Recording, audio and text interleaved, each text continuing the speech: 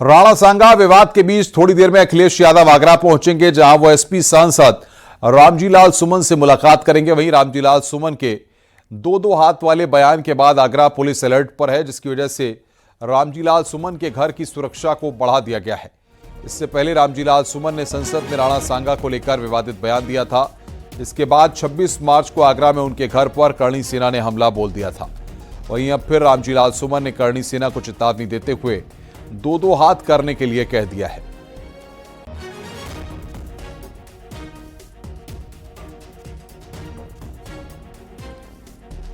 और सीधे आगरा का रुख करेंगे। कामिर कुरैशी हमारे संवाददाता हमारे साथ जुड़ रहे हैं। कामिर, कितने बजे अखिलेश यादव वहां पर पहुंचेंगे और क्या कार्यक्रम रहने वाला है? साथ ही साथ प्रशासन कितना मुस्तैद है? बिल्कुल, देखिए अब से कुछ ही देर के बाद यानी कि 12 बजे तक समाजवादी पार्टी के राष्ट्रीय अध्यक्ष अखिलेश यादव आगरा पहुंचेंगे। यहाँ पर वह रामजीलाल सुमन के घर जाएंगे, उनके परिवार से सुमन से मुलाकात करेंगे और सुमन के घर पर जो हमला हुआ था उसकी जानकारी के साथ आगे की जो रूपरेखा है उस पर तैयारी की जाएगी। उसके बाद अखिलेश यादव यहीं पर ही एक प्रेस कॉन्फ्रेंस को संबोधित करेंगे और प्रेस कॉन्फ्रेंस में एक बड़ा जो बताया जा रहा है सूत्रों के बड़ा निर्णय लिया जाएगा, जिसके बाद उसको प्रेस कॉन्फ्रेंस में बताया जाएगा। हालांकि सबसे पहले रामजीलाल सुमन के घर के बाहर की तस्वीर आपको दिखा रहे हैं। ये रामजीलाल सुमन के घर के बाहर की तस्वीर है। सैकड़ों की संख्या में कार्यकर्ता यहाँ पर मौजूद हैं। सुरक्षा व्यवस्था को लेकर यहाँ पर लगभग 600 से 700 पुलिसकर्मियों की ड्यूटी लगाई गई है। हालांकि चप्पे चप्पे पर पुलिस की पैनी नजर है। पीएसी के साथ कई थाना फोर्स, एसओजी, सर्विलांस और ड्रोन से निगरानी रखी जा रही है। सिविल ड्रेस में भी पुलिस के जवान मौजूद हैं। एलआईयू की टीमें लगाई गई हैं, जिससे कि कोई भी अनहोनी यहाँ पर ना हो सके। हालांकि मेटल डिटेक्टर मशीन, ब्लैक बम्सर्स और पीएसी के जवान रामजीलाल सुमन घर के बाहर मौजूद हैं। किसी को भी अभी अंदर जाने की अनुमति नहीं है। जब अखिलेश यादव आएंगे उसके बाद ये गेट खुलेगा, उसके बाद ये सब लोग अंदर जाएंगे। अगर सुरक्षा व्यवस्था की बात की जाए तो जिस कॉलोनी के अंदर रामजीलाल सुमन का घर है, उसी कॉलोनी के मतलब 100 मीटर के दायरे में पुलिस ने बैरिकेडिंग किया हुआ है। किसी को भी उस एरिया में जाने की अनुमति नहीं है। और उसके अलावा जो कार्यकर्ता आ रहे हैं, कार्यकर्ताओं की एक लिस्ट अलग से बनाई गई है। उस लिस्ट के अंदर जिस किसी का नाम है उसको अंदर प्रवेश दिया जा रहा है। हालांकि अब से कुछ ही समय के बाद अखिलेश यादव यहां पर पहुंचेंगे और यहां रामजीलाल सुमन के घर पर उनके परिवार से मुलाकात करेंगे। इससे पहले ही रामजीलाल बयान दिया। उन्होंने साफ कहा है अखिलेश यादव से मुलाकात के बाद जो पार्टी हाईकमान का निर्णय होगा उसके बाद वह उजागर करेंगे। लेकिन खास बात यह है जो यहाँ पर कार्यकर्ता मौजूद हैं, उन्होंने साफ अल्टीमेटम दे दिया है। उन्होंने कहा है जो पार्टी हाईकमान का ऑर्डर होगा वो मानेंगे। साथ ही साथ जिस तरीके से रामजीलाल सुमन ने दो हाथ करने का बयान दिया, उसके बाद से राजनीति और गर्माती जा रही है। एक तरफ करणी सेना का, क्षेत्रीय समाज के लोगों का कहना है कि अब जब तक रामजीलाल सुमन माफी नहीं मांगेंगे तब तक वह चुप नहीं बैठेंगे, लगातार आंदोलन प्रदर्शन जारी रहेगा।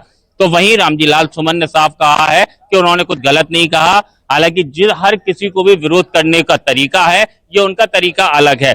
लेकिन कुल मिलाकर कह सकते हैं जिस तरीके से लगातार रामजीलाल सुमन के बयान के बाद संसद से लेकर शहर शहर तक उनका विरोध हो रहा है, उसके बाद से यही उम्मीद जताई जा रही है कि आज अखिलेश यादव यहाँ पहुंचेंगे। और बड़ी बात यह है कि अब आगे क्या निर्णय लिया जाएगा। अखिलेश यादव यहाँ आएंगे तो उनको क्या बताया जाएगा और आगे क्या पार्टी हाईकमान का निर्णय होगा वो अखिलेश यादव की प्रेस कॉन्फ्रेंस में क्लियर होगा। जी कामिर, कुछ लोगों से वहां पर बात हो पाए तो जरा बातचीत भी करने की कोशिश कीजिए।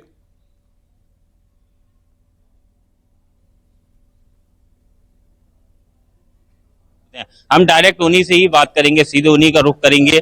आप बताइए सर, क्या कहेंगे? आज अखिलेश यादव यहाँ पर पहुंच रहे हैं, क्या कहना है आपका, क्या कहेंगे बताइए? नहीं, अखिलेश यादव जी तो माननीय रामजीलाल सुमन जी के यहाँ आ रहे हैं और यहाँ कार्यकर्ताओं से भी बात करेंगे और कार्यकर्ताओं में भी बहुत बड़ा उत्साह है। ये है कि और भी कार्यकर्ता हैं, उनसे हम बात करेंगे। क्या कहेंगे आप बताइएगा? अखिलेश यादव यहाँ पहुंच रहे हैं रामजीलाल सुमन के घर पर, क्या रूपरेखा तैयार की गई है, क्या कहेंगे? देखिए, राष्ट्रीय अध्यक्ष जी के आने से हमारे कार्यकर्ताओं में बहुत जोश है। और दूसरी बात, जिस तरीके से यहाँ पर कुछ करणी सेना के जो कार्यकर्ता थे या उनके जो बदमाश थे, उन्होंने यहाँ पर जो तांडव किया था, उसके लिए यहाँ पर हमारे सांसद जी की हौसला अफजाई करने के लिए वो आज यहाँ आ रहे हैं और ये बहुत खुशी की बात है। अगर हमारे साथ जुड़ने के लिए और बातचीत करने के लिए अखिलेश जी से विचार विमर्श करेंगे पूरे घटनाक्रम के बारे में और उनसे बात करने के बाद ही हम कोई टिप्पणी कर पाएंगे। उससे पहले क्या टिप्पणी करें? ये पुरानी बातें हो गई, इन सब बातों करने से कोई फायदा नहीं। कोई नई बात करिए। वक्फ संशोधन कानून को लेकर फैल रहे भ्रम और अफवाहों पर विराम लगाने के लिए यूपी सरकार और बीजेपी ने कमर कस ली है। इसके लिए प्रदेश में विशेष जनजागरूकता अभियान चलाया जाएगा जो 20 अप्रैल से शुरू होगा। मुस्लिम बस्तियों में बीजेपी डोर टू डोर जाएगी और वक्फ कानून के फायदे बताएगी। सवाल है कि क्या वक्फ संशोधन कानून पर मुस्लिम समुदाय के बीच फैलाई जा रही अफवाह दूर होगी? इस रिपोर्ट को देखिए। जहां एक और वक्फ पर पूरे देश में सियासी संग्राम छिड़ा है, वहीं दूसरी ओर बीजेपी इसके लिए एक नए विशेष प्लान बना रही है। पार्टी वक्फ संशोधन कानून को लेकर जन जागरण अभियान शुरू करने जा रही है। इसके लिए शनिवार को एक प्रदेश स्तरीय बैठक बुलाई गई है। वक्फ सुधार जन जागरण अभियान जो 19 अप्रैल से हमारी कार्यशाला है प्रदेश की, और उसके बाद 21 और 22 को क्षेत्र की कार्यशाला है, फिर जिलों में कार्यशालाएं हैं, और इसमें सभी विधायक, सांसद, राज्यसभा, विधान परिषद, पार्टी के सब बड़े नेता जन जागरण काम में लगेंगे।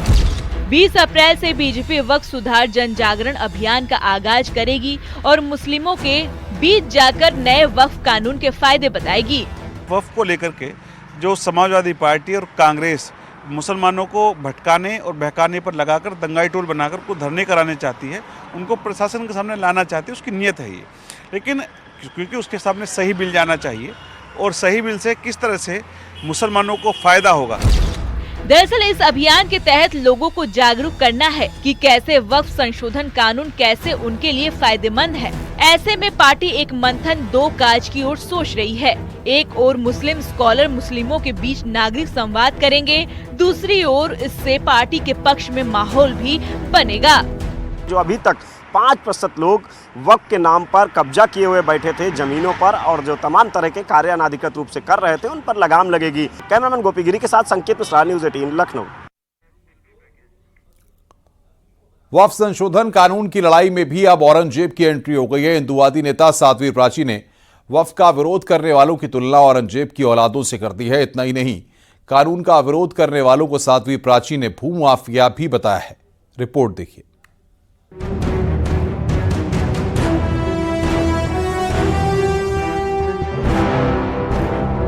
वक्फ संशोधन कानून पर सियासी संग्राम के बीच बयान वीरों का भी दौर जारी है। हिंदूवादी नेता साध्वी प्राची ने वक्फ संशोधन कानून के विरोध पर जमकर भड़ास निकाली और वक्फ संशोधन बिल का विरोध करने वालों की तुलना औरंगजेब की औलादों से कर दी। इस कानून से दिक्कत उन लोगों को हो रही है जो बड़े बड़े भूमाफिया है, और जो औरंगजेब की औलाद है ना, उनको सबसे ज्यादा दिक्कत। वहीं वक्फ के नाम पर बंगाल में हुई हिंसा पर भी साध्वी प्राची ने खुलकर बात की और हिंसा के लिए ममता बनर्जी को जिम्मेदार ठहराया। उन्होंने कहा कि इसके पीछे बड़ी साजिश है। पश्चिमी बंगाल को जो जला रहे हैं, एक सोची समझी साजिश ममता की है। ये ममता जलवा रही है हिंदुओं के घरों को। जो कश्मीर के हालात पैदा हुए थे ना, वो ऐसे ही। मैं तो सुनकर के कल मीडिया में दंग रह गई। महिलाएं 2-2 महीने के बच्चे को लेकर के निकल रही और कह रहे वहां के गुंडे, अपना घर खाली करो, अपने आदमियों को अगर बचाना चाहती हो, बच्चों को बचाना चाहती हो। आरोप तो यहाँ तक है कि वक्फ संशोधन बिल के नाम पर देश में माहौल खराब करने की कोशिश की जा रही है और दबाव बनाने की राजनीति की जा रही है। लेकिन माना यह भी जा रहा है कि गरीब मुसलमानों को मुख्य धारा से जोड़ने की कोशिश में जुटी सरकार भी पीछे नहीं हटने वाली। Bureau report, news 18। एक और विपक्ष जब वक्फ औरंगजेब समेत दूसरे मुद्दों में उलझा है, तब सीएम योगी अभी से 2027 की तैयारी में जुट गए हैं। विपक्ष के पीडीए प्लान के काट के लिए सीएम योगी उत्तर प्रदेश में 3S पर काम कर रहे हैं।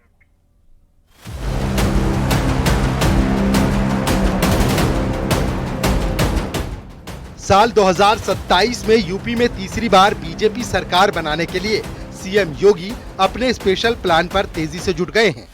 संवाद, संपर्क और समन्वय के जरिए जिलों में जाकर विकास योजनाओं की सौगात दी जा रही है। जो पिछली सरकारों में रहते थे कि कुछ जिले ही केवल लाभान्वित होते थे, सिर्फ बिजली भी वहीं उन्हीं जिलों को पूरे टाइम मिलती थी। अब 75 के 75 जिले योगी आदित्यनाथ जी के नक्शे पर हैं और हर जिले में विकास हो, सड़क सुविधा हो, हाईवेज जहां निकलने, कोई जिला अछूता ना रह जाए।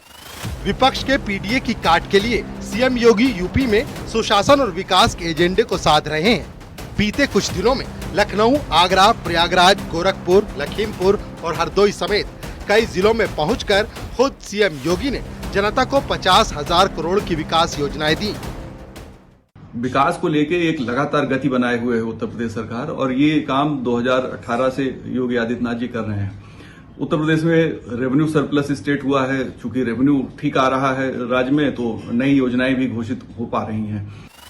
इन विकास परियोजनाओं को धरातल पर उतारकर 2027 के प्लान के साथ ही सीएम योगी प्रदेश में स्वास्थ्य सेवाओं, सड़कों और उद्योगों को बेहतर बनाने में जुटे हैं। मुख्यमंत्री योगी आदित्यनाथ आगामी विधानसभा चुनाव जो वर्ष 2027 में होना है, उसमें बीजेपी की राह को आसान करने में जुटे हुए हैं। वहीं अगर विपक्ष की बात की जाए तो विपक्ष जहां बयानबाजियों में उलझा हुआ है, वहीं विकास के एजेंडे के सहारे मुख्यमंत्री योगी आदित्यनाथ विपक्ष के पीडीए की काट कर रहे हैं। कैमरामैन गोपी गिरी के साथ संकेत Mishra, news 18 Lucknow.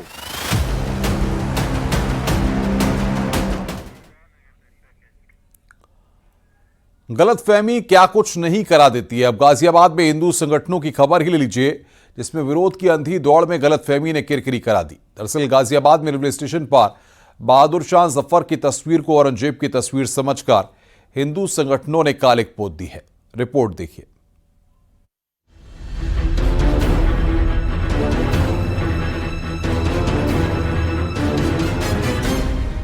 Ghaziabad railway station पर बहादुर शाह जफर की तस्वीर को औरंगजेब की तस्वीर समझकर हिंदू संगठनों ने विरोध किया।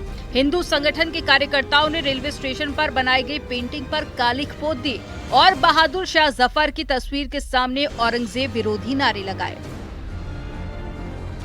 हिंदू, जैसे आप बता रहे हो हिंदू संगठन है, ये तो जांच का विषय है कौन सा संगठन है।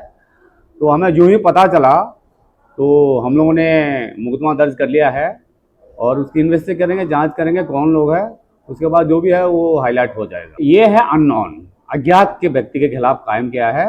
वो इन्वेस्टिगेशन का पार्ट है कि उसमें दौरान इन्वेस्टिगेशन कितने लोग शामिल पाए जाते हैं, उन सबको खिलाफ कार्रवाई की जाएगी। दरअसल ये सब एक गलतफहमी की वजह से हुआ। हिंदू रक्षा दल के कार्यकर्ताओं ने जिसे मुगल शासक औरंगजेब की पेंटिंग समझकर उस पर कालिक पोती और नारेबाजी की, वो असल में आखिरी मुगल सम्राट बहादुर शाह जफर की तस्वीर थी। इन दो तस्वीरों को देखिए। पहली तस्वीर कालिक पोते जाने से पहले की है और दूसरी तस्वीर कालिक पोतने के बाद की है। फिलहाल जब तक हिंदू संगठन समझ पाते कि ये चित्र औरंगजेब का नहीं बल्कि बहादुर शाह जफर का है, तब तक देर हो चुकी थी। उधर पुलिस ने एफआईआर दर्ज कर ली। कहीं ना कहीं जिस तरह से हिंदू रक्षा दल के कार्यकर्ता पहुंचते तो कहीं ना कहीं तस्वीर में आपको बता सकते हैं बिल्कुल ही एक गलत तरीके से यहाँ पर पहुंचा जाता है। लेकिन कहीं देखना होगा कि अब रेलवे इसमें क्या कार्रवाई करता है। गाजियाबाद से न्यूज़ 18 उत्तर प्रदेश के लिए रोहित सिंह। सोने के दाम जिस तरीके से उछाल मार रहे हैं, उससे 10 ग्राम सोना 1 लाख के पार होता नजर आ रहा है। सोने के दाम बढ़ने से ग्राहक मायूस हैं, तो वहीं ज्वेलरी शॉप में भी रंगत नहीं है।